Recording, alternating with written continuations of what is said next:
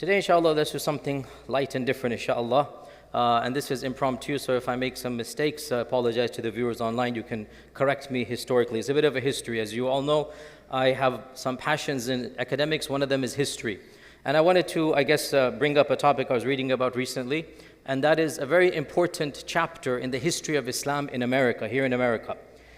Who is the first Daee, the first preacher that came to this country to preach Islam? Most likely nobody would know his name. You know his name? What is his name? His name is Sati Majid. Sati Majid. Sati Muhammad Majid. And he came to this land in 1904. This is, from our best knowledge that we have, the first person who came specifically to give da'wah, Islamic da'wah, to the people of North America. And even though his name is long forgotten, even many Muslims involved in activism are not aware of this person. And also because documents are so difficult to find of that era, and there was no internet, there was no social media, it's very difficult to piece together. So it's been one of my passions to read about these types of things, and because I feel myself basically following in that line, like this is the first domino. We are now, some of his groundwork that he has done, we'll get there. So it's very important to study this, understandably, right? The first person to come and preach mainstream Islam. Who was this person? What do we know about him? He was born in Sudan, and as a young man, he was eager. He had trained as local Shaykh, local scholar, memorized the Quran. Then he tried to study at Al-Azhar. For whatever reason, he didn't get acceptance. He became a sailor. And at that time, Sudan and Egypt are both British protectorates. So he joined the British Navy and he came to England, and eventually, somehow, he made his way to America. And he came to these shores in 1904, right? So 125 years ago. And some of what he did laid the foundations for what we see to this day, even though he is long gone.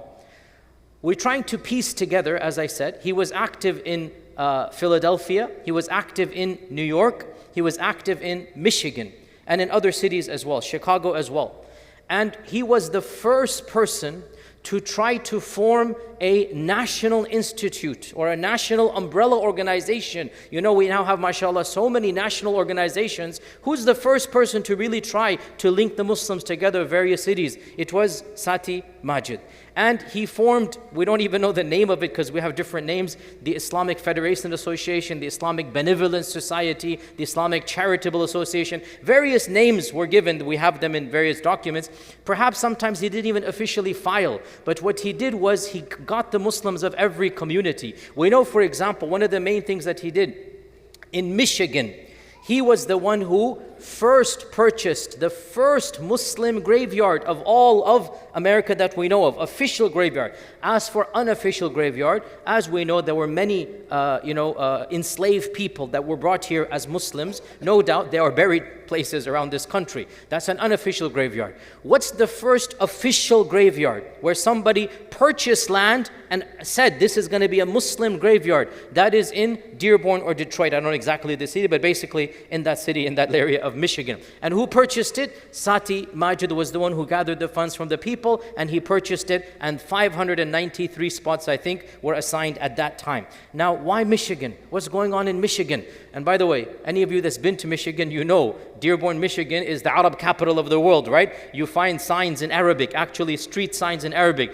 More than half the population is Arab descent. Why? What happened? Why is Sati Majid in Michigan as well? Well, one of the most richest people at the time was Henry Ford, the founder of Ford Corporation, and his factory was in Michigan.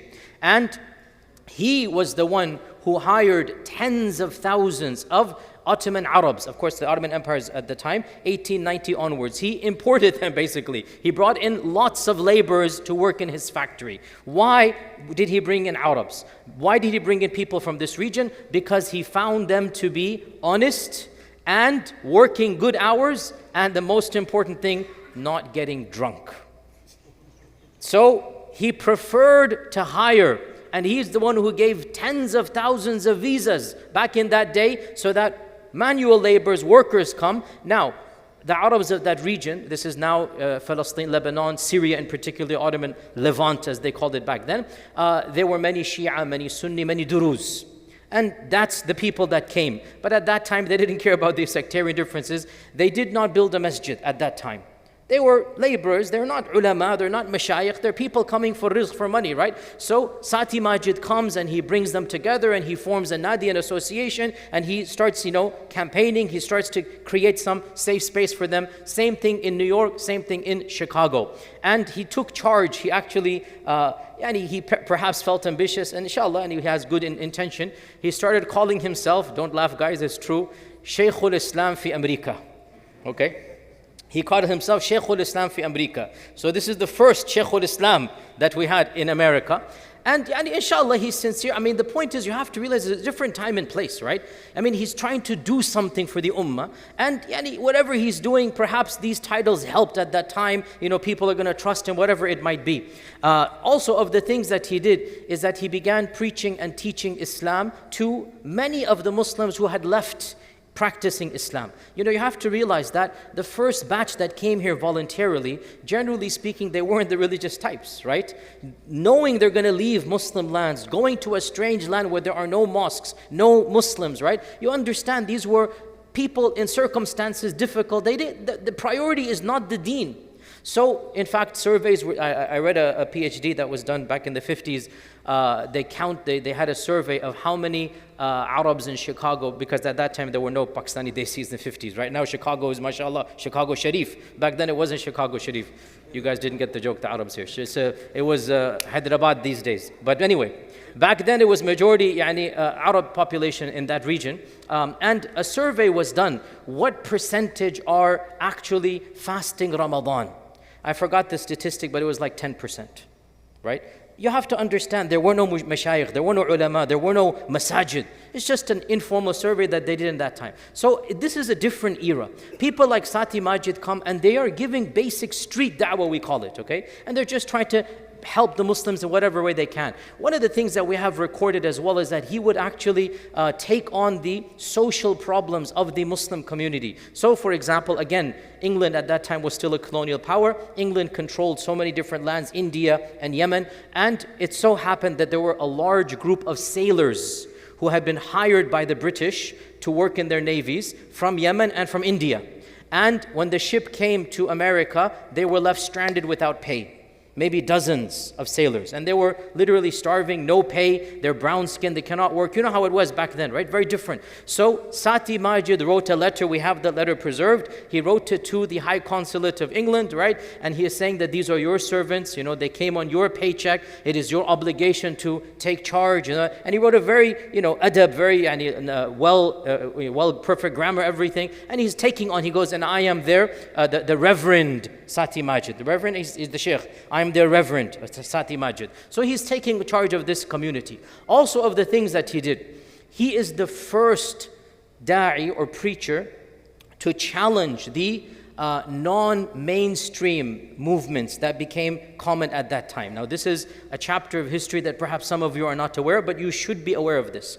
During this time frame, we're talking about 1900, 1910, 1920, a number of, we call them pseudo-Islamic movements had sprung forth. Specifically two very bizarre movements.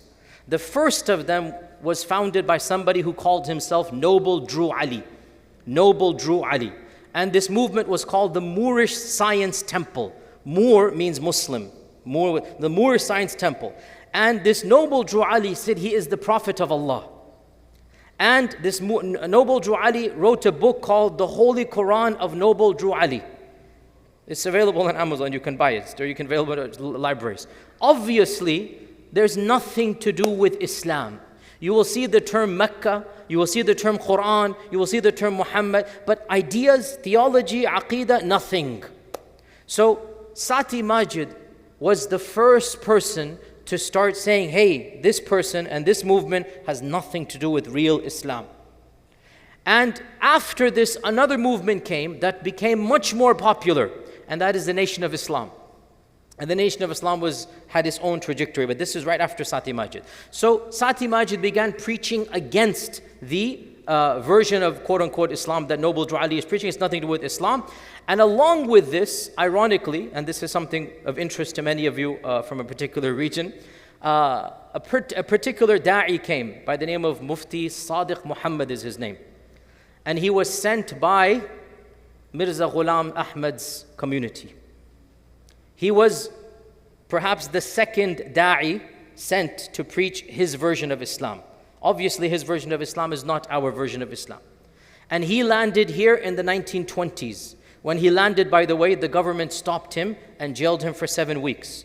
And they said, we're not going to let you into this country. Why? Because you preach a religion that preaches polygamy. So we're not going to let you in. So Mufti Sadiq said, no, our version of Islam doesn't preach this.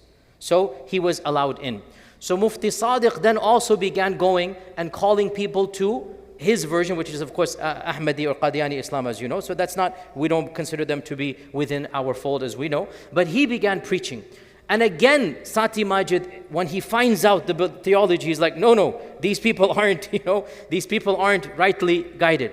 Mufti Sadiq was one of the people who founded the first masjid in Chicago, mainstream masjid, until people found out, hey, this person isn't mainstream. So then they kicked him out, right? So we have all of these things going on. This is 1920, 1910. This is 100 years ago. All of this is happening in this country. These, issues and debates, people are not aware of what's going on. And in order to solidify his position, Sati Majid said, I need to get fatwas against these weirdos. So in 1929, he left America after having been here for 25 years and having done all of this that we know of here and there. He left America to go back to Al-Azhar and to get fatwas against these groups so that he can now tell the people, hey, these people don't represent Islam. Islam is what I am telling you, mainstream Islam, Quran and Sunnah and whatnot. And he got fatwas from the chief of Al-Azhar. From Al-Azhar, we have an official fatwa. I think it's dated 1929, 1930. We have it. The Arabic, I read it myself. By the chief of the Mashaykh of Al-Azhar and the Grand Mufti of Sudan and the Grand Mufti of other regions that he visited. All of them are saying the same thing, that anybody who says they are a prophet, they are not a Muslim. There is no Quran other than the Quran we recite. These are heretical groups. He wanted to get funds to come back to America. For whatever reason, he wasn't able to do that. In fact, the Mufti of Al-Azhar, Shaykh Maraghi Mustafa, well known, he actually has an internal memo that says that Sati seems to be a good person, but he's not qualified to be a Shaykh. He's not qualified that we can endorse him. He hasn't had formal training. So because of this, he wasn't able to get money, because he wanted to be officially appointed to be Shaykh al-Islam in America. He wanted to be appointed that I'm the one being sent. He wasn't able to get that. He didn't get the money to come back. And so he eventually retired back to Sudan and he died around 1960. But he still corresponded with the Muslims that were, some of the Muslims had converted and some of the communities he corresponded. We have those letters. One of his main students then took on the banner of Sunni Islam when there was no banner of Sunni Islam. And that student is a name, again, most people aren't familiar with, but he should be somebody that should be a household name. Anybody who studies American Islam's history, they should know this name. And that is Shaykh Dawood Faisal of New York. Shaykh Dawood Faisal, who died 1980. So look how recent we're getting, okay? Shaykh Dawood Faisal converted at the hands of Sati Majid. He was an African-American, actually he was Afro-Caribbean, but African-American, came here and converted to Islam, mainstream Sunni Islam, not these Nation of Islam and these Noble Drew Ali, whatnot, no, mainstream Islam he converted. And Dawood Faisal was the only indigenous African-American voice that is preaching Quran and Sunnah, when the other voices were preaching that Elijah Muhammad is the Prophet of God, Noble Drew Ali is this Quran. The only person who was preaching mainstream Islam from within the indigenous is Imam Dawood Faisal. Imam Dawood Faisal interacted with Malcolm X multiple times, had an impact on Malcolm X as well. This is that generation, Imam Dawood Faisal. And his students are still some of them that know him, they are still alive, but they're very elderly now. Really small communities. Point being, these are very important chapters, very important lessons for us to learn. That subhanAllah, these small, seeds that Sati Majid planted 100 years ago, 1922 if I'm not mistaken, was when he formed the first Federation of Islamic whatever in North America. I forgot what it was called. 1922. The first time he's thinking of forming something national. Subhanallah, he never imagined that from now to now. How many Muslims were in America in 1920? We don't know for sure. But there are estimates that say perhaps there were around 60,000 Muslims. That's a huge number if you think about it. 60,000 Muslims across multiple states, primarily concentrated in Michigan and in New York and in Idaho and in Philadelphia and Chicago. And the main ethnicities of those Muslims, the number one ethnicity were from the Levant, the Ottoman Empire, what is now Bilad al-Sham, because of a certain financial crisis that took place. They needed to find rizq and money, so there was mass exodus from that region. Number two, by the way, nobody can guess. Who would guess one of the largest ethnicities of Muslims back in 1910, 1920? From where? Who can guess? There was no Bosnia. Close.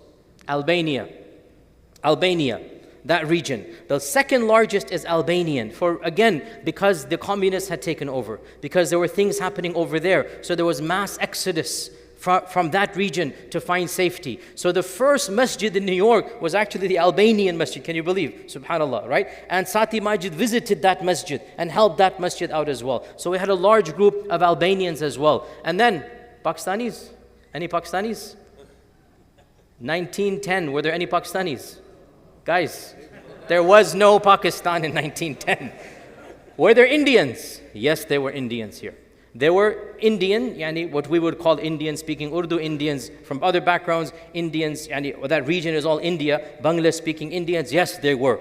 And there were pockets that we are well aware of that they came here and they, married, generally speaking, outside of the faith, and their children kept Islamic names but lost the identity there. Once in a while you pop up a documentary, you see an interesting fact about some Muslim name, 80 years old, but they're not Muslim, or they know that they're Muslim but they don't practice Islam. There was a documentary about someone in Nevada as well, by the way, who had a burger joint, a Muslim who had a burger joint, and now his kids and whatnot, they're all Muslim name. So we have these interesting anecdotes and tidbits. What happened? To this we conclude. 1917, America shut its door for further immigration. 1917, they passed what is called the Yellow Act. And the Yellow Act banned anybody who was yellow and brown and black. They called it the Yellow Act. It was meant to ban Chinese in particular. But they're so racist, they ended up banning everybody except people from Ireland and Germany, basically, or Italy, right? So if your skin color was, literally, I'm not making this up, you can look it up. In 1917, they banned any immigrants except if you have a lot of conditions and you're highly qualified and this and that, until 1963 when Ted Kennedy repealed the ban. So from 1917 to 1963, Muslim immigration trickled to almost nothing. And that's one of the reasons why the indigenous pseudo-American Muslim movements flourished, because there wasn't mainstream Islam. There wasn't many people, you had the people who came and their children, but compared to the indigenous movements that were here, the Nation of Islam at its peak numbered 1 million people. 1 million compared to 50, 60,000 of mainstream Sunnism. Look at the difference, right? And the Nation of Islam had very bizarre beliefs when finally, eventually, the son Waduddin Muhammad, may Allah Azza wa Jalla forgive him and bless him, he did an amazing thing. Waduddin Muhammad, he, by Allah's blessings and grace, brought his community back into mainstream Islam. He's the son of Elijah Muhammad. He's the one who interacted with Malcolm X and secretly was Sunni, and his father appointed him, and some say he appointed him knowing that he was Sunni, and Allah knows best. And then slowly but surely, as soon as his father died, he began the changes to bring his community into mainstream Islam. We thank Allah for what he has done, and he has inshallah ta'ala earned Jannah for that. In any case, this was an interesting episode in American Islamic history, and it is a history that every one of you is connected to. So you should also be aware of this. And you can find more about this person. You can Google the name and look up some articles. Imam Sati Majid and also Imam Dawood Faisal. These are the two people that I want you to be aware of. And with that, inshallah, we'll continue another day. Jazakumullah khair. Assalamu alaikum wa rahmatullahi wa barakatuh. إن المسلمين والمسلمات والمؤمنين والمؤمنات والقانتين والقانتات والصادقين والصادقات والصابرين والصابرات والخاشعين والخاشعات والمتصدقين والمتصدقات والصائمين والصائمات